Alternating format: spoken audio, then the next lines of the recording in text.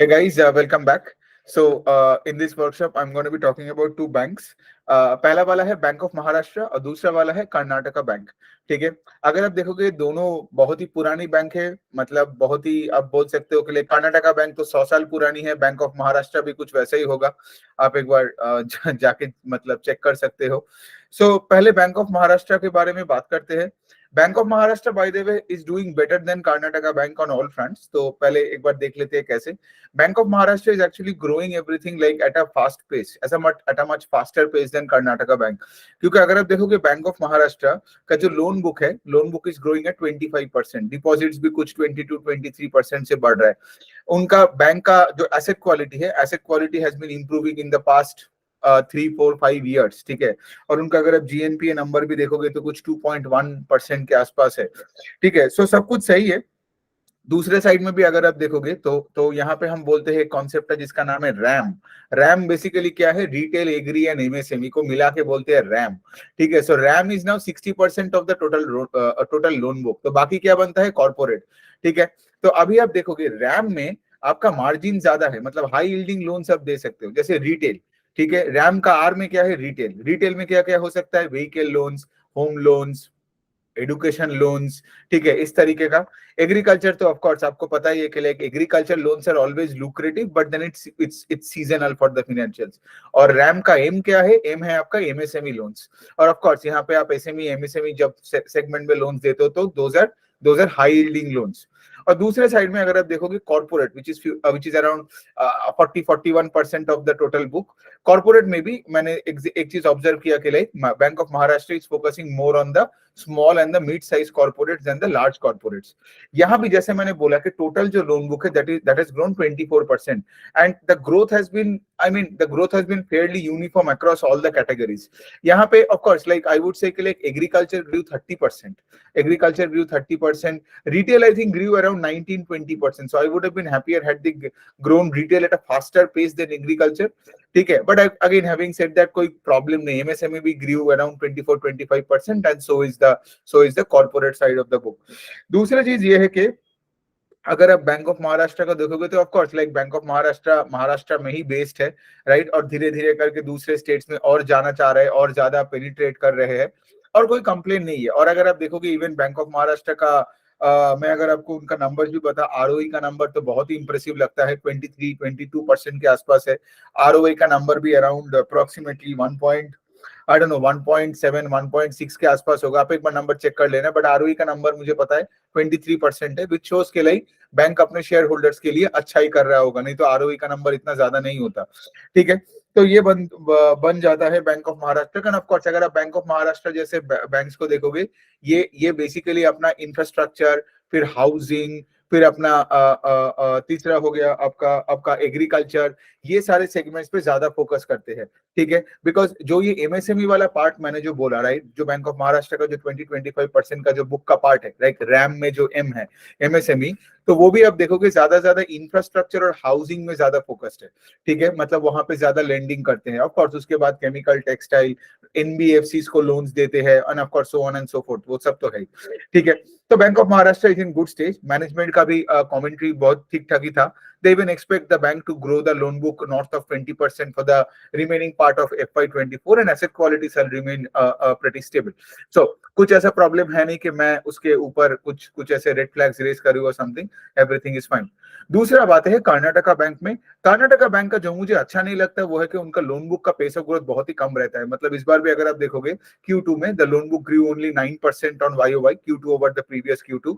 इनका डिपॉजिट का भी बुक का ग्रोथ होता नहीं है उतना, डिपॉजिट का बुक भी 9-10% से ही बड़ा है। ठीक है। अब ये बैंक ऑफ महाराष्ट्र की तरह ये बेसिकली सिंस कर्नाटका बैंक है तो इनका मेजोरिटी बेस कर्नाटका में है, और दूसरे स्टेट्स में 5-10-15-20 कर करके ब्रांचेस है। तो यहाँ पे अगर आप एक चीज और यहाँ पे अगर ऑब्जर्व करोगे कि यहाँ पे थोड़ा सा बुक का बारे में थोड़ा डिस्कस करते हैं। यहाँ पे अगर आप देखोगे यहाँ पे एमएसएमई, एग्री और हाउसिंग ही तीन इनका मेन सेगमेंट है, मतलब एमएसएमई एसएमई है आई थिंक 25-26, फिर एग्रीकल्चर 10-15% और हाउसिंग है आपका और 15-16-17% ऑफ द बुक। तो यही बन जाता है आपका कुछ 50-60% का बुक। बाकी जो है उनका एक अदर पर्सनल लोन का डिवीजन है, और फिर ऑफ कोर्स आपका तो कॉर्पोरेट लोन्स का डिवीजन है, स्मॉल मीडियम लार्ज कॉर्पोरेट्स है ही, ठीक है। सो अभी आप अगर आप देखोगे कि लाइक इनका अगर आरओई का नंबर देखोगे तो 16% के आसपास है, ठीक है। So not as good as bank of Maharashtra, but फिर भी अगर आप देखोगे Karnataka bank since the covid days have been doing very well, इनका नीम्स बढ़ते जा रहे हैं। एनपीए का नंबर अगर आप कर्नाटका बैंक का देखोगे ना, कर्नाटका बैंक का जीएनपीए का number back in FY19 was around 5.5-6% के आसपास था, ठीक है। अभी वो जीएनपीए का नंबर घट घट के 3.7% में आ गया है, right. So Karnataka bank has been improving its asset quality over the last 3-4-5 years on a consistent basis, right. दूसरे साइड में अगर आप देखोगे उनका आरओए का नंबर भी 1% के ऊपर चला गया। मैं जनरली एक चीज आपको बता सकता हूँ, कोई भी फाइनेंशियल्स का अगर आरओए का number is less than 1%, that means वो फाइनेंशियल उतने अच्छे से काम नहीं कर पा रहे, ठीक है। लेकिन यहाँ भी मैंने देखा कि पिछले 7-8-9 क्वार्टर में मैंने from I think I been tracking this bank for over 2 years, और फ्रॉम 2021 ऑनवर्ड से ही इनका आरओई का नंबर 0.5-0.6% से gradually have been inching up, और अभी इट्स एट 1.2%। सो सब कुछ सही है, कोई प्रॉब्लम नहीं है कर्नाटका बैंक का। एक चीज मैं बोलना चाहता हूँ कि कर्नाटका बैंक का पूरा मैनेजमेंट चेंज हो चुका है, ठीक है। तो कर्नाटका बैंक का नया सीईओ आया है, और नया सीईओ आके क्लियरली यही बता रहे कि देखिए ये 100 साल पुरानी बैंक है, इनका एक रीजनल बैंक होने का, एक ओल्ड बैंक होने का एक रेपुटेशन तो है ही, राइट। अभी he wants to change the image of the bank, he wants, तो इसलिए इन्होंने क्या किया, राइट, इन्होंने डिजिटाइजेशन पे ज्यादा फोकस कर रहे हैं।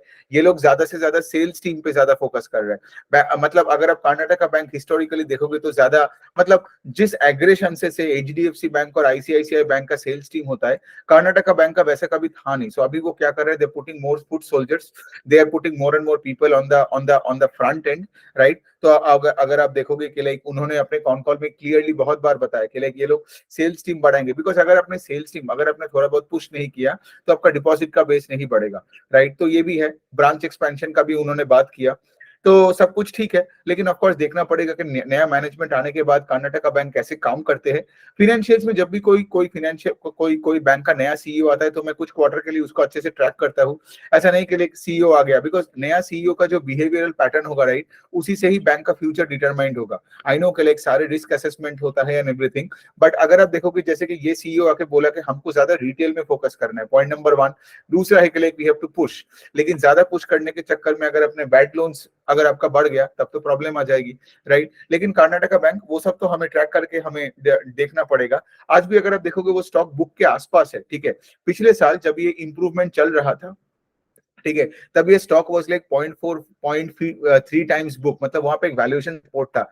जनरली मैं वैल्यूएशन की बात नहीं करता हूं, लेकिन आज अगर आप देखोगे book time price to book 1 के आसपास है और ये 9-10% से ग्रो कर रहा है। So I would say it's like a fairish kind of a deal, right. But it's not a very attractive deal as it was last year, ठीक है। मतलब उस तरीके का है नहीं, जब मतलब वो इंप्रूवमेंट हो रहा था and you are getting it at a deep value level, ठीक है। लेकिन अभी उतना है नहीं, अभी 1.5 टाइम्स बुक के आसपास ये सारे बैंक ट्रेड हो रहे हैं। जैसे I think South Indian Bank भी is trading close to a book value of 1, जबकि कर्नाटका बैंक के जैसा ही उनका लोन बुक का ग्रोथ, डिपॉजिट का ग्रोथ है।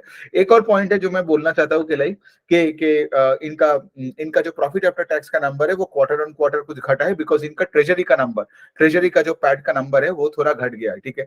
सो ये भी उतना पॉजिटिव नहीं है, but having said that on an overall level Karnataka bank का सब कुछ सही है, मतलब ना एसेट क्वालिटी का एंड ना निम्स का। बट अगेन लाइक अगर मैं दोनों बैंक्स को देखूं इस छोटे से वर्कशॉप में, तो मुझे बैंक ऑफ महाराष्ट्र बेटर लगता है, बिकॉज बैंक ऑफ महाराष्ट्र का एसेट क्वालिटी भी कर्नाटका बैंक की तरह इंप्रूव हो रहा है। लेकिन बैंक ऑफ महाराष्ट्र का मैनेजमेंट का लोन बुक का गाइडेंस दिया है नॉर्थ ऑफ 20%, वहां पे आई नो के सीईओ है वहां पे, राइट। यहाँ पे नया सीईओ आया है, एक क्वेश्चन मार्क है, राइट। वहां पे 25% का एडवांसेस का ग्रोथ है, यहाँ पे 10% का एडवांसेस का ग्रोथ है।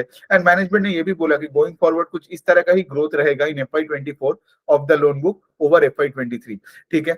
सो ये बन जाता है दोनों बैंक्स की एनालिसिस। आपको अगर कोई क्वेश्चन हुआ तो you can always reach out to me in the comment section. Thank you so much.